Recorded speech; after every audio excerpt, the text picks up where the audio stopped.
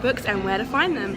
I'm here at the Quiz at the End of the World event with Alice Oseman, Lauren James and Pratt. So we're going to have a panel to start with, and then we're going to do a YA quiz, which I'm probably going to be atrocious at, and then a signing. So I will try and film as much of the panel as I can, and I hope you enjoy.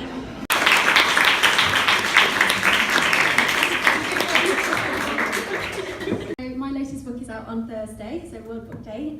It's called The Quiet at the End of the World, and it's a standalone science fiction young adult book. It's about the last boy and girl born after humanity stopped being able to have babies, so they're going to grow up being the youngest people on the whole planet, and they're living in a kind of abandoned ruins of London with only 300 people, which is the population of the whole planet, and they're doted upon and looked after by all of them, and they're going to watch all of them die, and they're going to be left all on their own. So they're facing it sounds very dark, but it's actually like a feel-good, happy book, as it is. And it's just about their life and them facing the future and wondering what it really means to be human. I think every teenager is asking themselves who they are and who they're going to be. And so if you're doing that as one of the last people on the whole planet, it is quite appropriate to the teenage experience. Hello, I'm Ron. My most recent book was Giant Days, which is a novel of based on John Allison's comic series of the same name. So I keep calling it mine, but it's actually really totally not. It's just a piece of fan fiction. It is. That'll do. That's my most recent book. I've written some other ones. I feel like being able to professionally write fan fiction is my main goal. When I realised that's what I was doing, I was like, someone's paying me for this. It's the most fun thing ever. That's me. That's what I've done. Hello, I'm Alice, and my most recent book was Heartstopper, which is a graphic novel of my online webcomic. Heartstopper is a romance, YA romance, between Charlie and Nick.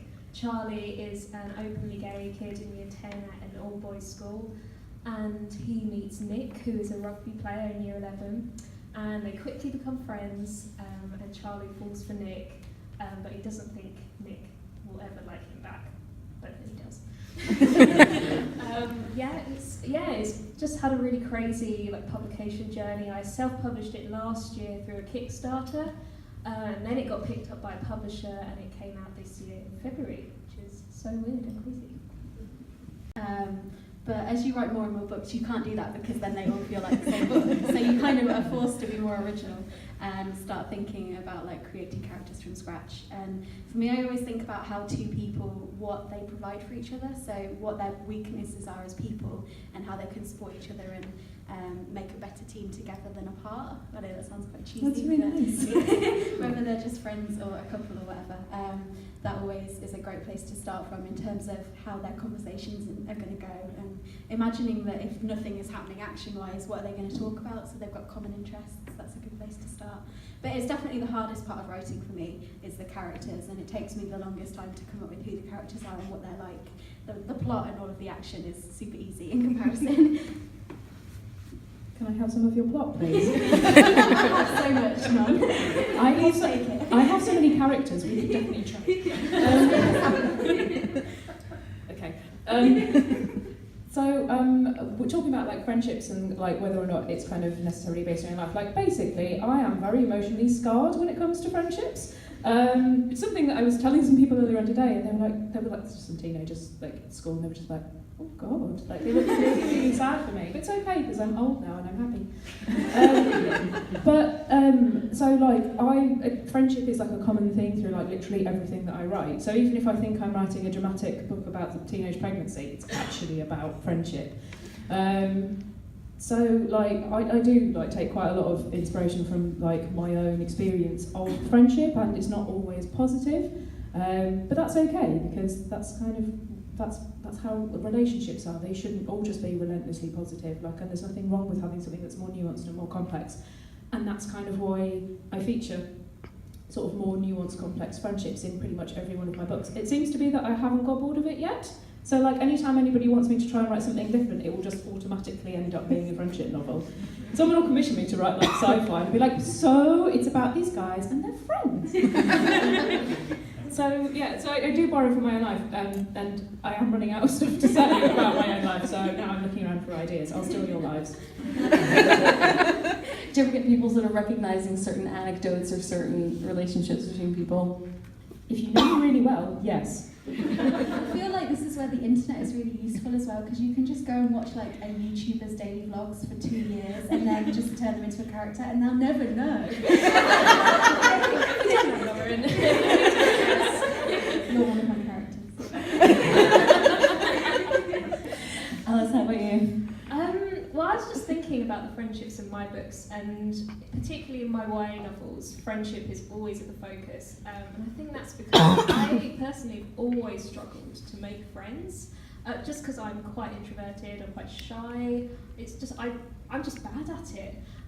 So when I'm in my YA novels, I always write about something that has affected me. I was wondering if you could kind of give a little bit away of what is your magical recipe for two people in a relationship, building the tension. How do you kind of have those having those two characters be a good match for each other? What are your magical ingredients for that?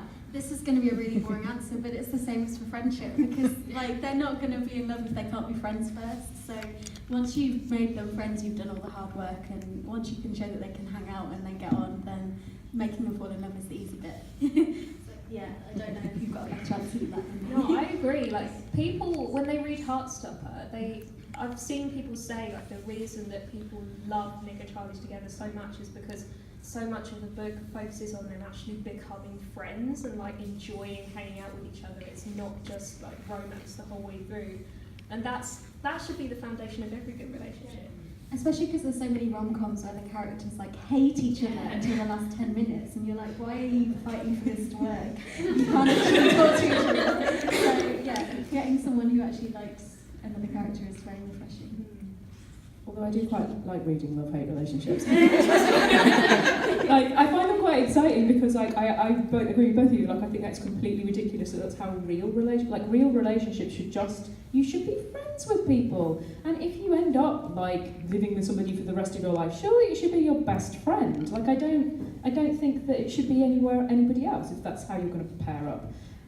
So I just think every romantic relationship should definitely have friendship at its foundation. But in the same way that I quite like reading, I quite like writing complicated friendships, I kind of also quite like reading not straightforward romances. So I quite like to throw in people who are just a bit of a knob into the mix, and then try and work out how they could be somebody that you can be attracted to. Because the thing is that sometimes people just behave really badly, not like irredeemably badly, but just maybe you're a bit of a dick. And like I kind of feel like sometimes people who are just a bit of a dick still deserve love. But no, like I said, only a bit.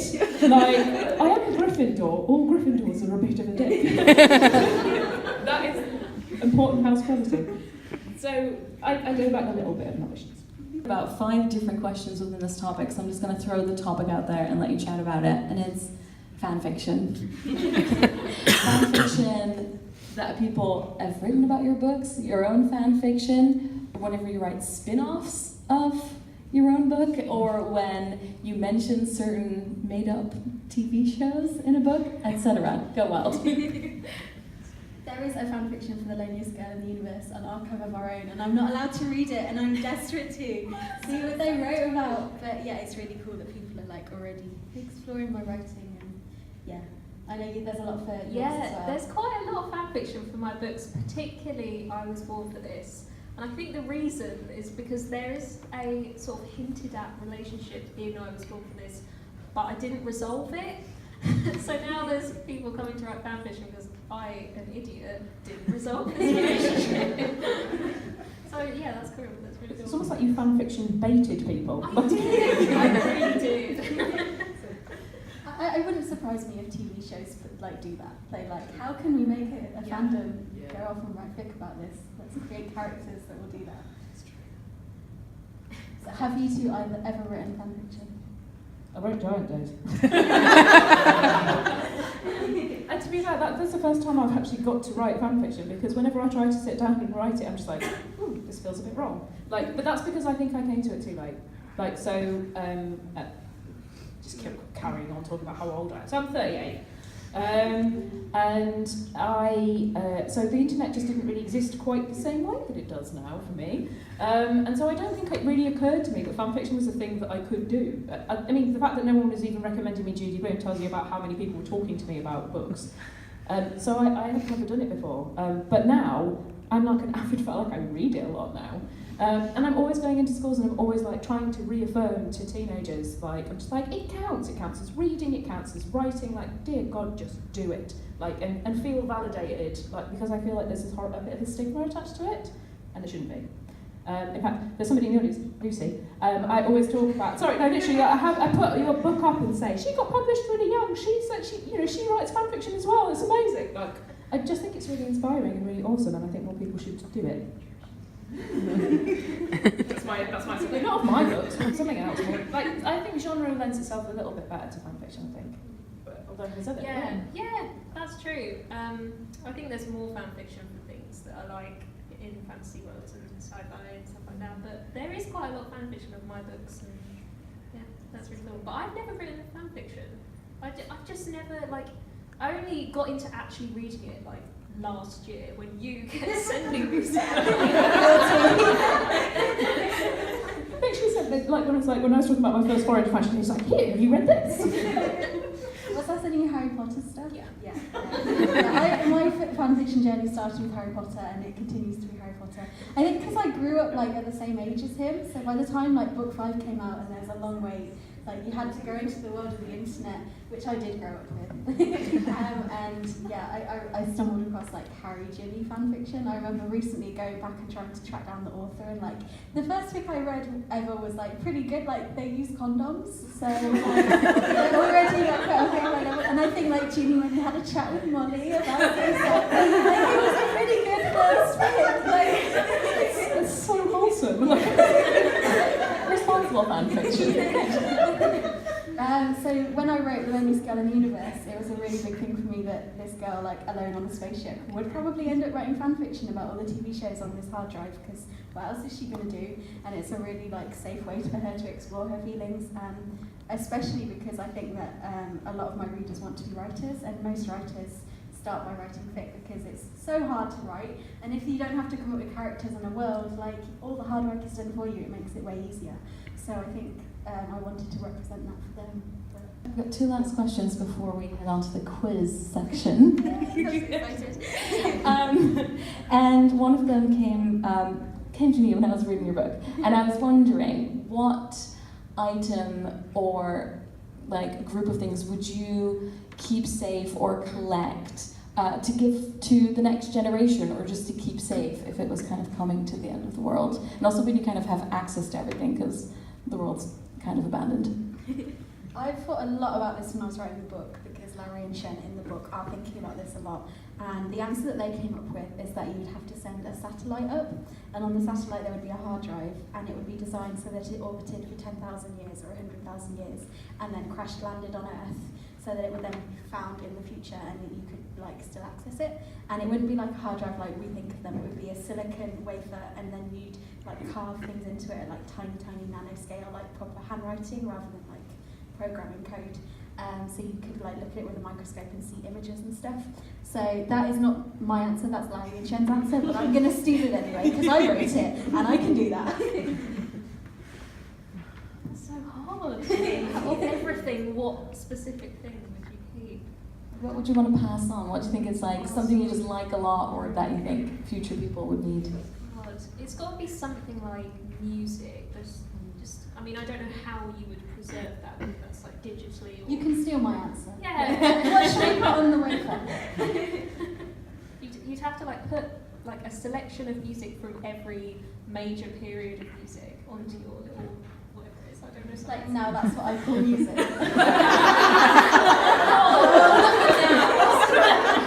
Just put them in a vault, that's it. That's our answer, done. Excellent. This is slightly different, but like I made a memory box with my friends when I was some age, teenage, 15? And then wrote a book about it. And then I wrote a book. I just The like, books is one of my favourite YA books. You have to read it. It's so good. oh, that's very nice. Like, it was very much directly like but one of the things we thought, the only thing I remember putting in there, apart from letters to our future selves, was we had a tape recording, because tapes existed. And it's a tape of us just messing around in Hollywood Bowl. And the only thing that I specifically remember us doing is singing Basket Case. By Green Day, in case you don't know what that reference was. Because maybe we've already got into the future and nobody knows who Green Day are. But like, I think maybe like that's one of the things that's kind of, it felt very important at the time to kind of record something that was us making noise and being ourselves. And I kind of think that maybe the thing that you would want to be remembered for is yourself, and part of yourself is how you express yourself when you're talking and what sort of stuff you do when you're just having a bit of a what. No idea how they, I mean, I'm still wondering like how on earth we're supposed to play the tape that we left, and that was only, 20 years ago? So I'm like, I don't really know how to preserve it. We'll use your silicon wafer. But yeah, so maybe like a recording of just some people messing around. And finally, is there anything you can tell us or reveal about what you're working on at the moment? I can start. So I'm editing my next book with Walker, and it's going to be about ghosts and murder. And I'm also doing a little novella with Barrington Stoke, which is coming out in July. And I don't know how much I'm allowed to tell you, but I'll just say a little bit because it's out in July. That's so soon. It's about clockwork and androids, and it's set on an alien planet.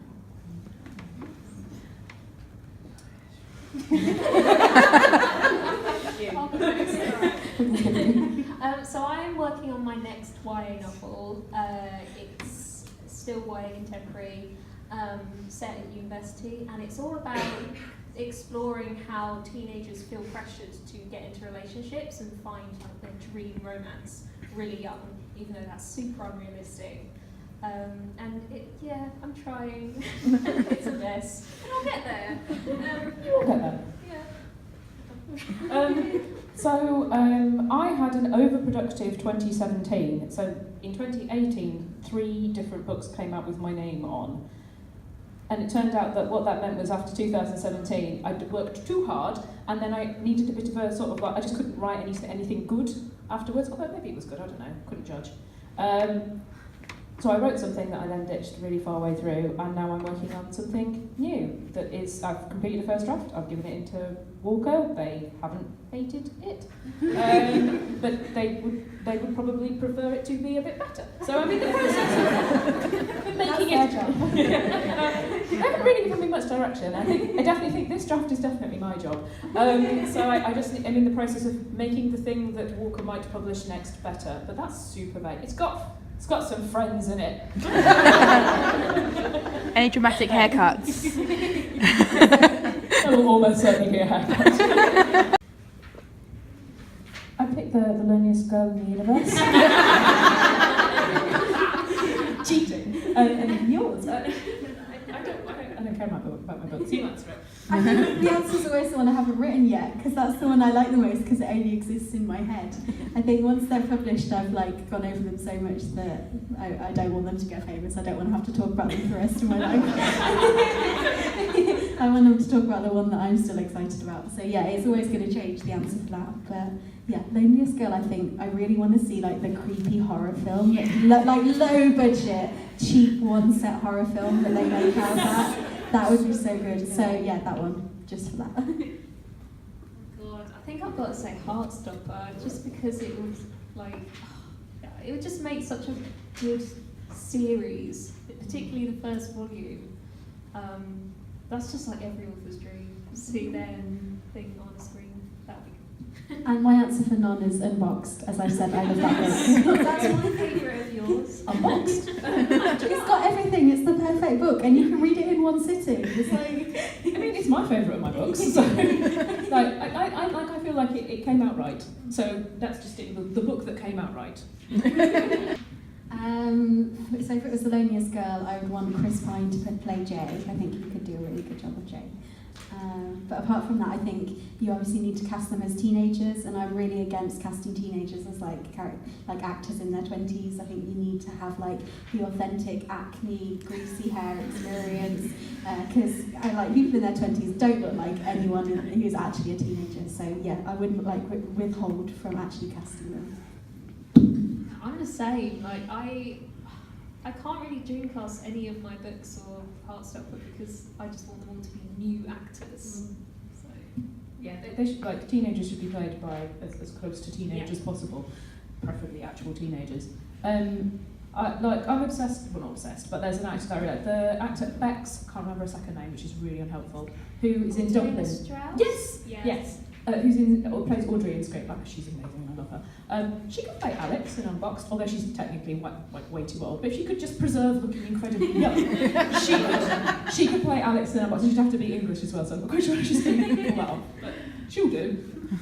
Where do you see YA going, and where do you see your career within YA going now that we're sort of maybe approaching a decline? That's your question. No pressure. I mean, so I would say, like, I'm 38. Are you? Never mentioned it. I am unconvinced that I have that much more to say in a contemporary environment that teenagers will want to hear. And I also do think that I am slightly running into the danger of being a parent. I'm slightly running into the danger of trying to parent the children. No, let's just call them children in a book. I don't think teenagers are children. But I'm concerned that this is going to start affecting the stories that I'm telling, and I think as soon as I stop being relevant, I should shut up. But YA is bigger than just contemporary, and I love reading lots of things, so I would be quite happy to just tootle around doing something a bit different. But Come over to the sci-fi side. Don't tempt me. But I honestly, I just want to be able to keep being able to go into schools and talk to teenagers, actually. So I just need to put out enough books that I've got an excuse. I have no idea. Like, I don't have any big plans for after my 4th book. I don't know what I'm going to be doing. Obviously, for the next few years, I'm going to be working on Heartstopper. That's going to be going on for ages, which is good. But as for YA as like a genre, I feel like no one knows where that's going. Like what Who even reads it? We don't even know. We've had discussions about this, about the fact that YA is so heavily read by adults and bought by adults, and yet no one's really catering for the market of people in their 20s and 30s and beyond who want to read books in the style of YA. But with protagonists of their own age. There aren't really many books like that, so I think hopefully that's where I want YA to go, there to be this evolution of books like YA but with older protagonists. I think classifications in general need to be more fluid, because you get literary fiction novels written by people our age that are very similar to what you would read in YA, but the audience is not even aware of the 2 books existing because they're classified and put in bookshops in such different places. And I think if it was a lot more fluid, then everybody would read everything and the whole market would benefit. Like, I also think the fact that, frankly, no one ever seems to pay any attention to teenagers when it comes to publishing just doesn't care a bit, really, about the market that these books are aimed at. They are only newly, well, if they are lucky, they are only newly in control of their own finances. £8 is an awful lot of money to spend on anything, and a book doesn't seem like that big a deal. And also, those books are things that they've always been perhaps given as a present, or like from a loving grandparent, or whatever, hopefully. I mean, obviously, this is a speech steeped in middle-class privilege. But it gets me genuinely frustrated that I just don't think anybody is that bothered about what teenagers actually want to read. Nobody has a conversation with them about it. And like, you talk to teenagers in schools, and like, a lot of them will say, I don't read because I don't think there are books out there for me, but there are, but they don't know that they're there. So they feel like I used to be a youth worker, and I asked my teenagers about reading, and they all went, it's boring. Because for them, a lot of it is the reading they do at school, which is often quite dry, and you have to read aloud in class, and nobody likes that. And I really don't understand, they keep making them do that. And I said, but there's loads of books out there for you, and they just don't see it, partly because of the cost of it. It is very expensive, and I was working with underprivileged young people a lot of the time who didn't have money for new things. They don't have Kindles. Yes. This idea that, oh, well, they can buy it on as an e-reader. They don't have Kindle. Kindles cost £100. They don't have that money. And libraries just put them off. They won't go into a library. And they don't well, at least the public library I worked in didn't celebrate writing. No, It was in a little corner, no one wanted to go there. And it just doesn't appeal to them. They don't have library cards, they don't go to school library unless they have to for homework. They just stay away from books. We teach children that reading is not pleasurable by making it something that they have to do and taking away all possible choice that they could have. And the best way to make readers is to give them freedom, and we don't do it because we don't give children freedom. Sorry. I've started crying about the literacy rates this morning. So. This is such a Lucy Saxon question.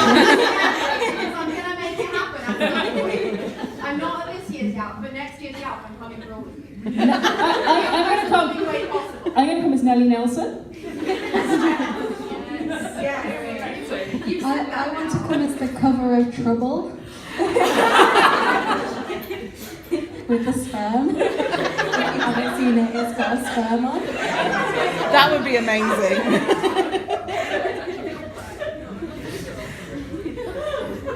How am I supposed to top that? Oh my god, I think I'd go as one of the historical characters from The Next Together. When Kate is dressed up as a boy. Yes. That's Kid. Kid, yes. That's a good one. Do it.